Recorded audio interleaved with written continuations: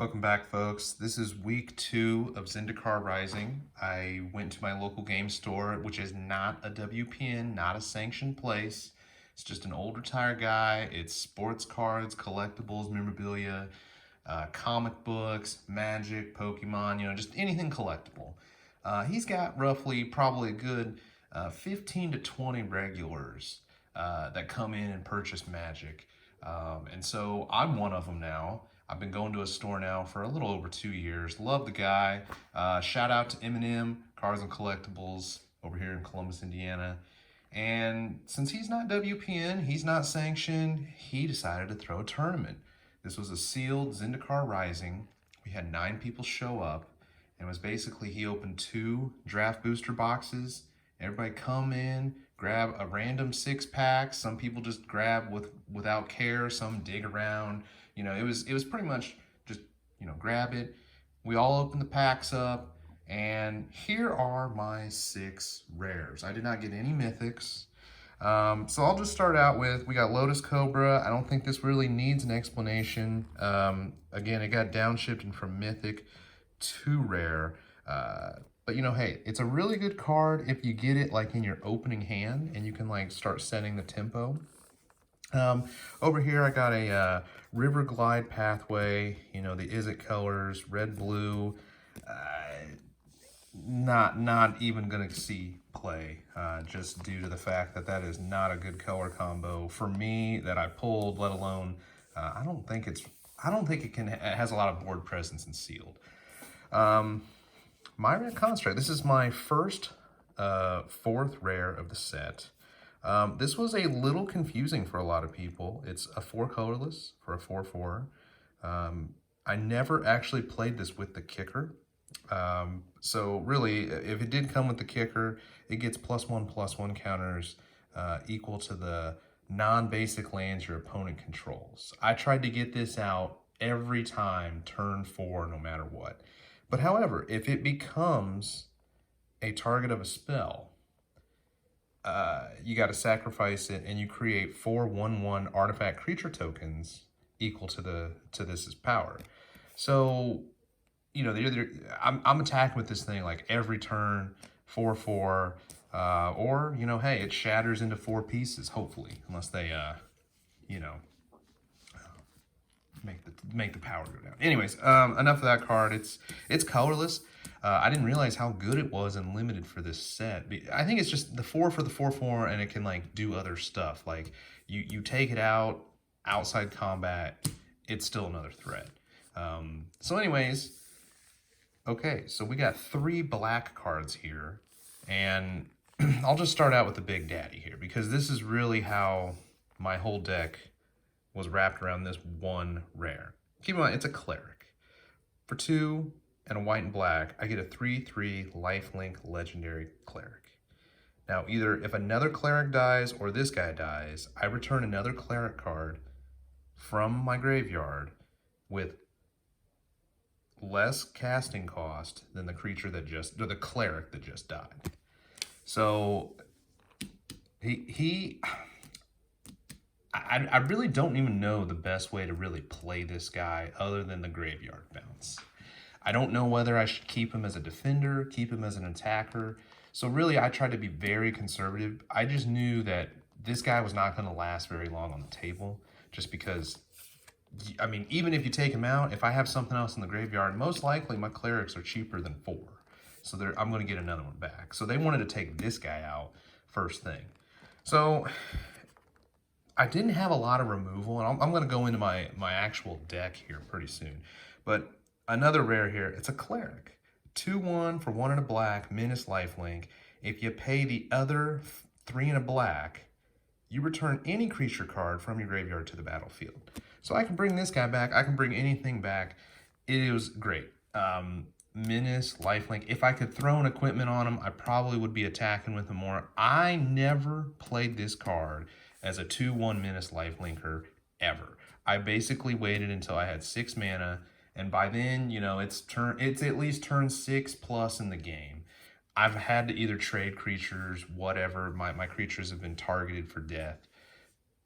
Bring them back out, and it goes straight to the battlefield, not to the hand. So Here's another rare, the final rare of the 6. Inscription of Ruin, the black one. 3 mana, I can choose 1. If I pay 3 and then the 2 in the black for the kicker cost, I get all 3.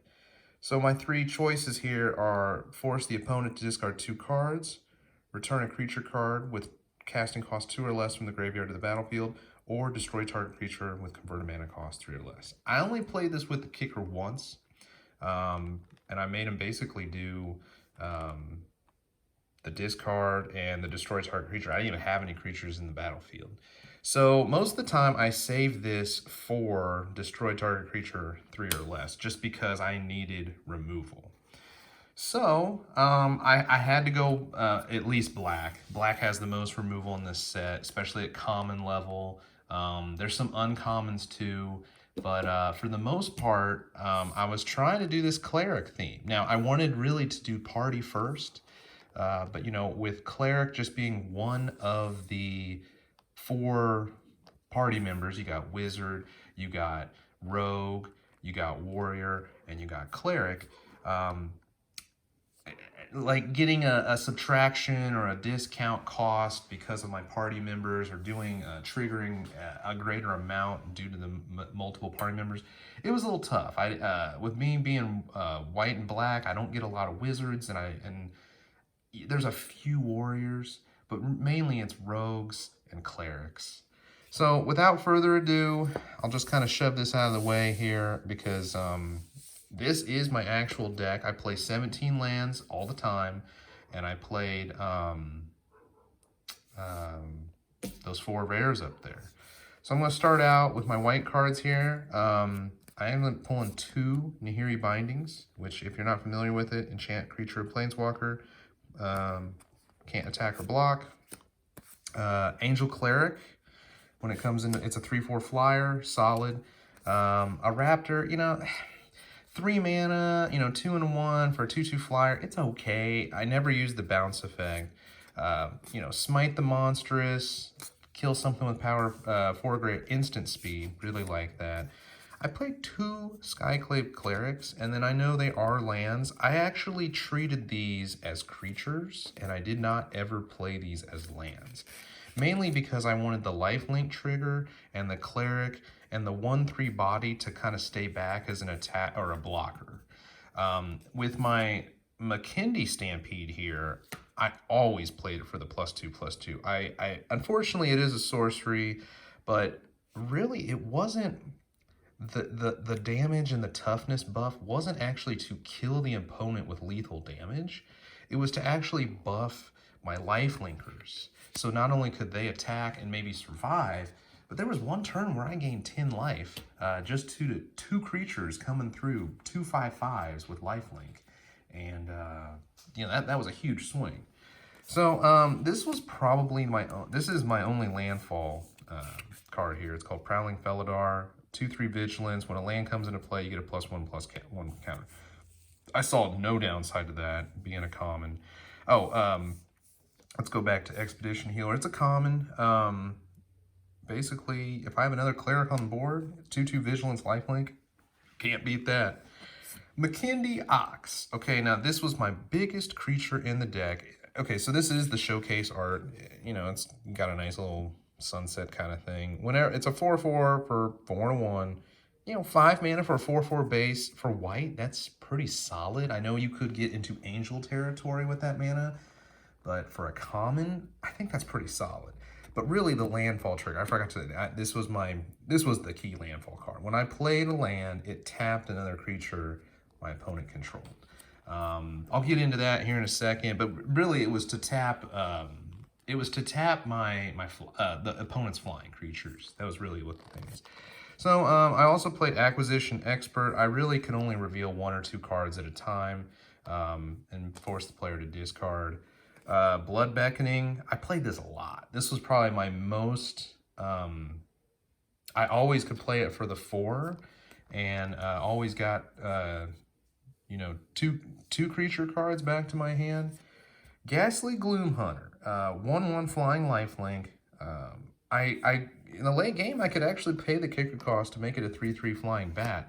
that was actually what swings the game for me. If it was never a threat to like take out just being a 1/1 lifelinker, but I actually had two of them. But when I could get it to the 3/3, I was dealing 3 damage, I was gaining 3 life, and I could still have my people on the bottom to defend or whatever. Okay, so I had a pair of Malakir Blood Priests. They're 2/1 clerics. When they come into play, gain drain equal to how many people are in your party. So most of the time I never got more than 2. Oblivion's Hunger. This was really a counter spell or a combat trick. It basically made a creature indestructible until a turn. Out of the, okay, so keep in mind, okay, so we had 9 people, and out of these 9 people, one of them had to sit out every turn for a bye. I actually ended up getting the first bye because I rolled the lowest amount on the dice. It was a 20-sided die. The second lowest person got a bye round 2. The third place person got a bye round 3. Now, because this is not a WPN store, this is really important here because I'll cut to the chase here. I ended up getting second place in this tournament, which actually solidified me from I got $21 store credit and a box topper, and I don't think that's a bad deal. I ended up getting $17.50 store credit with 1 extra pack, and I'll show you what my prize winnings were here in a second. But because I had that first bye, I went 2-0 the first game. So, Sign of the Swarm. I mean, this is an uncommon. By itself, 5 mana for a 3/3. That's not the greatest, but for this format, it's probably one of the most powerful flyers that's not, like, you know, mythic. I mean, there is that angel, but, like, that one can grow. It's also a cleric, so it just solidified. If that thing died, I was getting anything else from the graveyard because that was my most expensive cleric. Subtle Strike, I don't know why I really played this. You know, you can either get -1/-1 or put a +1/+1 counter on a target creature. I really tried to do both at the same time, not take one of my opponent's guys out or, you know, just give my creature a counter. I tried to do it so like I got value out of it. But really that counter, as well as, you know, the counter on the Gloom Hunter, because it came in with 2 counters, I only got to do it once with the target, but you know, really, if I played this on a creature that had a counter, I drew a card. So that counted little card advantage. I didn't really have a chance to do card advantage. Vanquish the Weak. Again, one of my few removal spells in this set. Destroy target creature with power 3 or less. And the Pack Beast. I think this should go in every limited deck because it counts as anything else. I guess you could use it to, you know, pump extra mana, whatever. But yeah, so that's what I did. The first round, because I had a bye, I ended up going 2-0. The second round, I went 2-0, and I played against a red-white deck. No sweat at all. I mean, I had extreme tempo. Didn't have to worry about my life going down at all. Let me head over here. On the third and final game, okay, yeah, actually wanted to show you this here too. So we'll start out with my prize. So out of my 1 prize pack and the 17 store credit, my rare in that pack was the Celestia or Branch Loft Pathway, or Boulder Loft Pathway. I'm never going to remember these names just for the fact that, you know, there's just so many, you know, it's so many names. But I'm just going to call them their color guild because Ravnica's been out 3 times. They've made guild kits, and it seems like any of those color pairings, they get that name title now. So Celestia Pathway. Another thing is, if you get one of these out of these little draft boosters, number 1 through 9, you can put these in place of your flip cards, and you can write down whatever art you want just to like show your opponent this is what I have, just so you're not constantly flipping your cards and all that stuff. It's cool. I'm still, after opening so many draft boosters, I've opened, let's see, 7 that night, 6 in my pre-release pack, 2 for my extra 2 for just buying the pre-release pack. So we're looking at 15, and I've only gotten unique numbers here 1, 4, 5, 6, 8, 9 out of 9. So I'm still missing 2, 3, and 7 to get this nice funky looking art piece here. So hopefully I can complete that. I am a set collector. I don't try to collect the foils or anything like that. In fact, I try to trade the foils to trade up into a basic rare or mythic. So anyways, had no problems with the red white guy. And then the final round, I had, let's see, I had the Ghost Hunter and I had Sign of the Swarm, and both of us had a whole board full of creatures. These were the only 2 flyers, 3 damage, and 3 the first turn. And then it turned into, 3 and 4, and then 3 and 5. And I was gaining all this life every time. And he was up, 24 to 4 on me. We ended up drawing because the guy stalled. And if the buzzer announced or whatever, like on my turn, I would have won because I had him. It was actually a flip. I ended up going up, to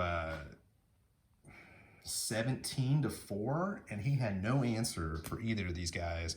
Plus, I still had Oblivion's Hunger to protect one of these guys, and then give the other one a counter to do that final 4 damage if the zombie bat still lives. So he's a little salty about it because how we agreed, by me going 1, 1, and 1, he was upset that when you get a buy at this game store, you get the 2-0 win.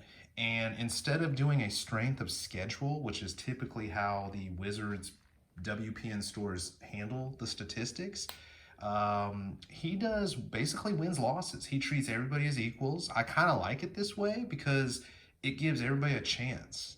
Because if you lose to a really bad person, like typically at a WPN store, usually with like a 30 player, you're lucky just to get into the top 8. Here, you could just lose like, 1 game and or lose to the bad person, maybe go 1 and 2, and you could go 2-0-2-0, and now all of a sudden you're 5 and 2. You could end up getting like 3rd place out of like 8 or 9 people. And so I really think it's fair, and it keeps everybody engaged and wanting to play rather than knowing that like, oh, if you go 0 and 2 at a WPN store, you're pretty much just playing to play, and you're just waiting to collect your 1 or 2 prize packs. And I think just people feel really jaded. They get upset because they just didn't do good, their cards aren't good, they wasted their money. That's how they feel like. And so they just feel like junk. And so where typically at this old guy's LGS is that, the 5th and 6th place always share the same prize. No matter like, so no one's like, you're the worst person, you're getting less than the least out of everybody. So, I think it's kind of fair. So in my case, I should have got that win, and I should have got 1st place. It really didn't matter other than, I guess, $9 store credit. How we agreed was we opened up 2 regular draft booster boxes. The 1st and the 2nd place got one or the other box toppers, the expedition cards. I ended up pulling a strip mine out of mine. I don't have it with me, unfortunately. It's actually in another binder. The other guy that got 1st place, and he was actually happy for me winning 1st place because he got 1st place due to me drawing. If I would have won or drawn, he still would have got 1st place no matter what. But because he got 1st place because of my placement, he actually pulled the Verdant Catacombs, the black-green fetch land. I would have preferred that, but hey, strip mine, it's actually only outside Antiquities. It's only been reprinted twice. One in anthologies, the foil lottery card Zendikar Expedition land from the original, and then now. So I guess this is the 3rd reprinting, and it's going to be out there a lot more. But, I'm happy with it. It's my 2nd strip mine. I have another one from anthologies. So I know I'm kind of rambling here. This was my deck. I play 40 cards. I wish I would have played that 3rd round, although I might not have, I needed to probably go 2-0 in that 4th, or my bad. I wish I would have played 3 games or rounds or whatever, because it would have been a little bit more fun to play, but I would have needed to go 2-0 to get 2nd place, which is a little bit harder. Or I could have lost, I could have went 1 and 2, that kind of thing. So, or 2 and 1, and I would not have gotten 1st place, or 2nd place, I mean. So thanks to the buy, I did get a prize, a big prize. So anyways, black-white, really strong. I've been seeing videos of people playing drafts. They're doing really good on it. I'm also seeing a blue-green is doing really good if you got the pieces. But yeah, so far I like Zendikar because there's not really a bomb. It's really hard to like acquire a big army without the opponent actually having a say in the matter. And I think it keeps the games a little bit fair, at least the ones that I've played. It's like everybody has a chance to play something. There's cheap stuff, there's expensive stuff, there's adequate removal, but not too much. But if you let things go on a little bit too long, it can create like a tidal wave. So anyways, that's all I got. I'm going to start cracking open my set booster box next, but I'm going to do it really slowly, and we're going to play Royal Royale, which I will go over in the other video, and just play it and just see, you know, hey, the cards are going to get opened, but we're going to do the Royal Royale first. All right, guys.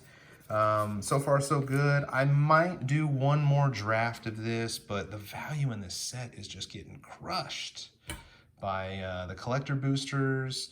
Uro just got banned. Everybody's afraid that something in this set, like either Lotus Cobra or Omnath, will get banned. So paper standard, it's not strong right now, and it's okay. You know, I mean, it is what it is. It comes in waves, but hopefully what I got, I can at least play. So anyways, hope you enjoyed, and I'll hit you up with another video. Later.